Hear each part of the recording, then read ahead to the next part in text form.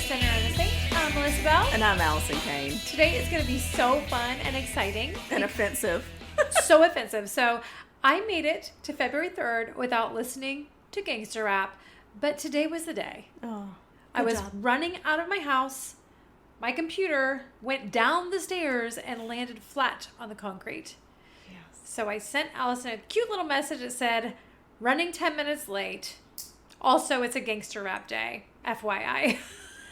I did the laugh emoji and said, okay, putting on my seatbelt now. Yeah, it's one of those days. Yes. You know, there are always days like that. Mama said there'd be days like this. Mama warned you. Mm-hmm. Mama warns us of a lot. So often in life, we get offended.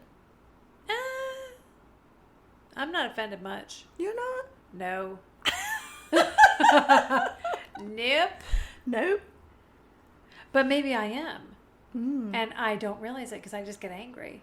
Ooh, interesting insight. Dun, dun, dun. Dun, dun, dun. Oh, are we going to grow today? I don't want to grow. Gosh, dang it. Takes so much work. Yes, I find that when people are offensive in their demeanor, their language, their existence. Oh, sorry. their attitudes or their whatever, I don't know if I'm offended or if I just get perturbed. I get offended back because they're offensive. Right. I don't know. That's a lot of O words. I know. That's what we're going to talk about today. Being offended? Yeah. Okay, let's grow. Love versus being offended. Okay. Offended, yeah. Offended, yeah. And also, I think taking a deeper look at how we respond to when our feelings are hurt or when we're offended and the language that we use, because the language that we use can deeply reflect what we're feeling inside. It can also turn us into victims when we're actually not. This totally just brought back a story. Oh gosh, what? Okay, so years ago, I was at work. Okay. And let's just say the head boss said, hey, I feel a little bit of rift in our team. And this is a big team, right? So he wouldn't specifically know who he was talking about, or like we wouldn't know he was talking about us. Mm-hmm. But he said, so I want you over the next 24 hours, if you have any grievances with somebody, go and tell them. Huh. And try to work it out. Well, that's good advice. Right. So I went to my boss, not that boss, but like my boss right above me. And I said, hey, based on today's meeting, I just wanted you to know that I don't like you. I have no respect for you, but I'm working on it. I don't believe you deserve respect just because you're a man. I believe you earn respect, and you haven't done that with me yet. Okay. Truth bomb. And I told him why. It sounds like you said it respectfully. And he said, am I supposed to be offended by that? Because I'm not. I said, no, I don't care what you do with that information. And I walked away. Wow. Yes. So he got defensive, of course. Yes, even though he said, am I supposed to be offended? Uh-huh. Because he probably was. Right. I think it was shell shock. Like, what do I do? What do I even do with that? Well, I think that when we are in those situations where it usually comes down to when we end up being offended or where we say things like, that was so hurtful. Oh, yeah. And it's like, okay, let's stop for a minute. And it's like, why would you say that, first of all? It's such a blanket statement. It's a blanket statement. And are you really hurt? Because hurt is like a physical, and we're not talking about like adultery or rape or, that's hurt. That's a whole different kind of thing. I'm just saying somebody doesn't agree with you, or they have a different belief, or you say something and they're like, oh, I don't believe that at all. Things like this. And it's like, well, that was hurtful. Or they tell you the truth. Yeah, the truth does hurt. and you're like, well, that's offensive, or that was hurtful. And it's like, okay, did you get punched in the face? No. Did somebody kick your shin? No.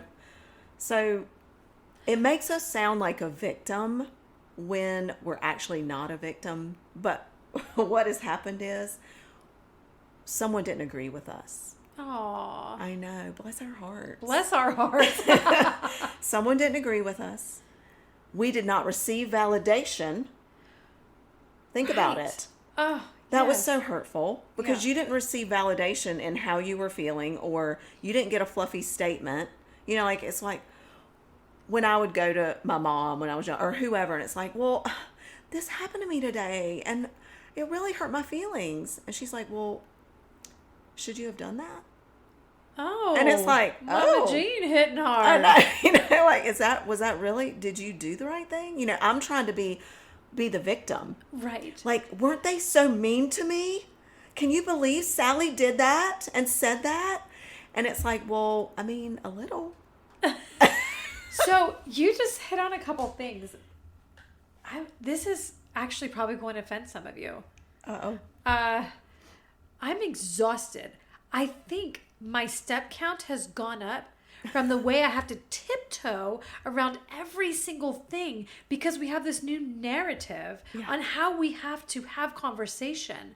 First of all, if you tell me something, let's say my boss, in this day and age, what he should have said was, I want you to know I see you and I hear you. Oh my gosh, what is the point? Can we just like talk like adults? Like if those two statements don't happen, then the conversation is crap from there on out, apparently. Right. Okay. This is so good. All right. I love that we have this example that you dug up out of the vault. So your boss's response was wrong. Right. Okay. Because he got angry, he got fluffed up, and he got a little sarcastic. Right. And when we get like this, it is because of our own insecurity or our own pride. That is what is wrong. Okay? I would say both for this particular person. And so we put up our defenses. Yes. We want to be the victim. We want to just tell someone how, offensive this was and blame it on the other person, when really we should be looking at ourselves. So he didn't respond correctly. Right. And those words, like, I hear you and I see you, those really aren't, there are appropriate times for that, right? To acknowledge people's feelings. Like, I understand. I hear what you're saying. Right. Thank you for telling me. I think thank you for telling me. Thank you for telling me. Yes. Yeah. Then I see you. Let's talk about what would have been a great response. Like there was supposed to be healing that was, to occur. You knew you were following orders, not orders, but Yeah. to repair rifts, that sort of thing for the overall staff. So you went in, that takes vulnerability and honesty to tell your boss that. Yeah. You went in, and what if he had said instead, Melissa, that's hard for me to hear. I'm disappointed in myself. I appreciate you telling me. Right. What are some things? Could we have a conversation? Can you give me some time to think about this? And then we could sit down in a couple of days and talk about how I could improve and how we could improve our working relationship. Our communication. Right. Right. I even believe I went back and said, this is what happened that made me feel this way. And that might not be fair. Uh-huh. But just so you know, this is where I'm at. Right.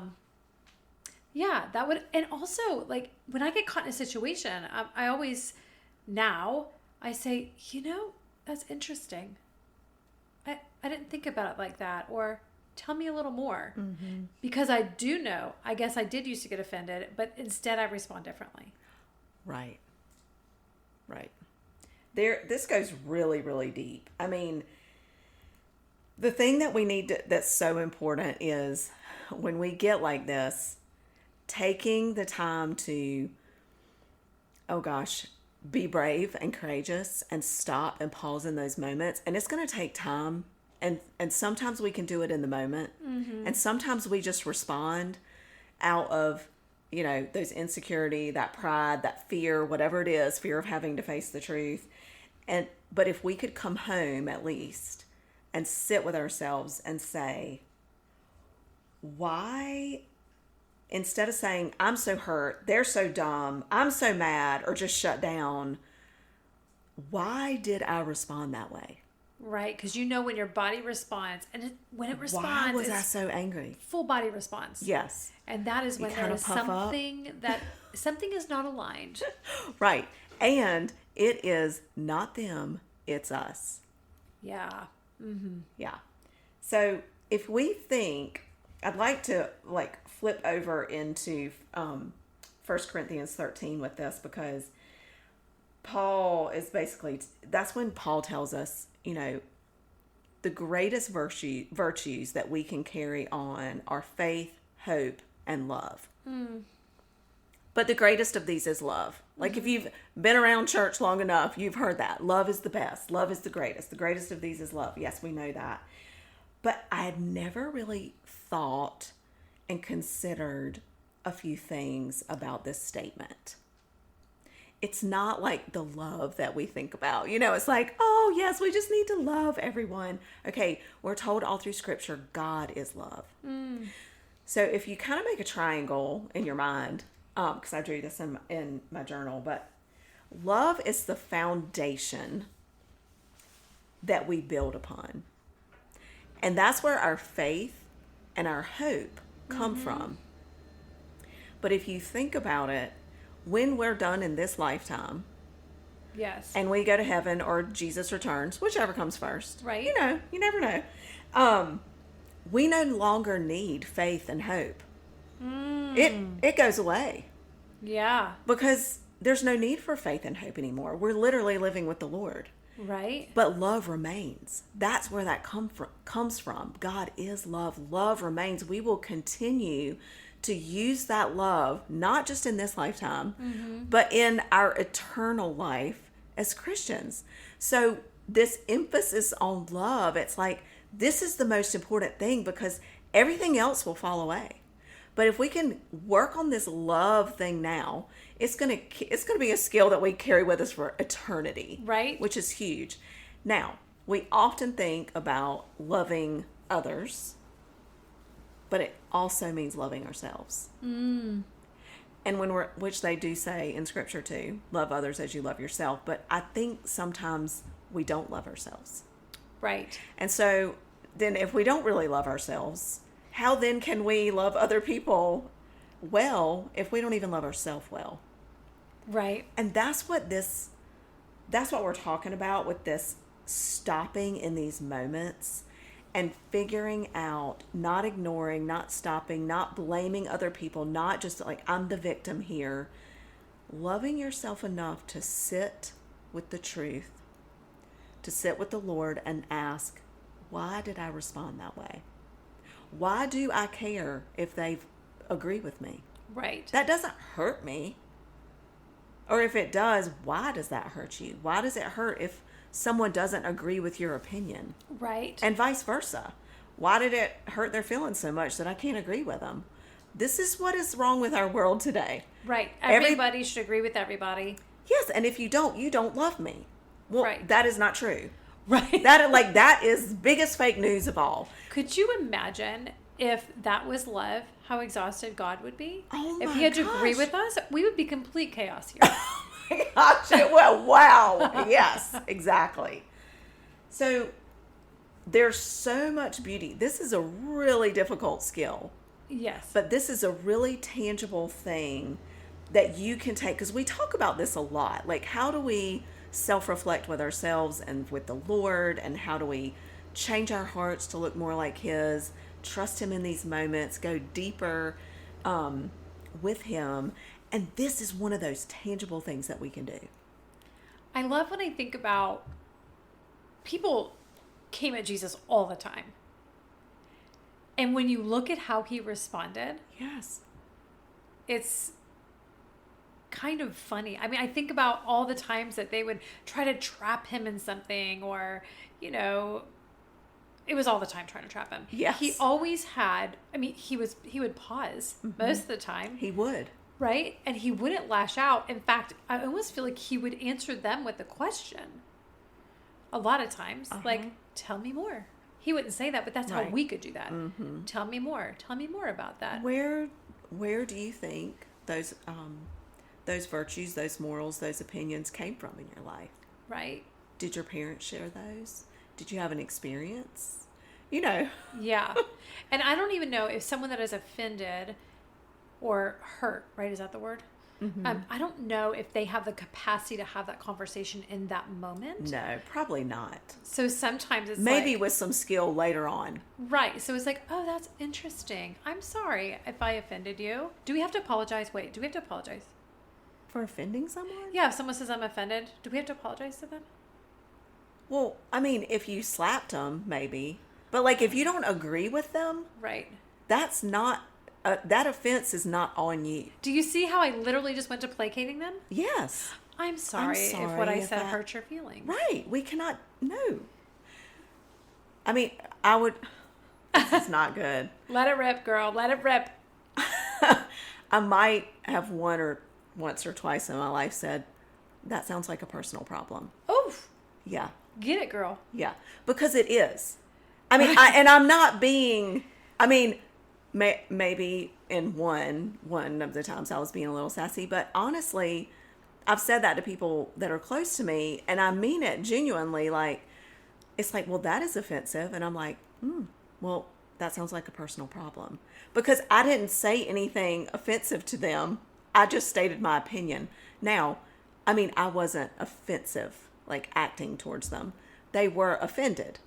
But it was a personal problem as to why they were offended. Right. So it wasn't me. You know, I can have my own opinions. Right. And I'm happy to discuss them. I might be wrong. That's the one thing I love about it. If you and I have differing opinions, if we're mature, Yes. and we're always in a growth mindset, we're willing to sit down and have a conversation. Yes. Because you read books I didn't read. You experienced things I didn't experience, and vice versa. And vice versa. Yeah. Yeah, if we could just stop being offended, people. And stop apologizing when you didn't actually hurt someone. If somebody's like, well, that's hurtful. I mean, I'm really quick to say, gosh, I'm sorry. I was just, You know? And it's like, wait a minute. I didn't even do anything to you.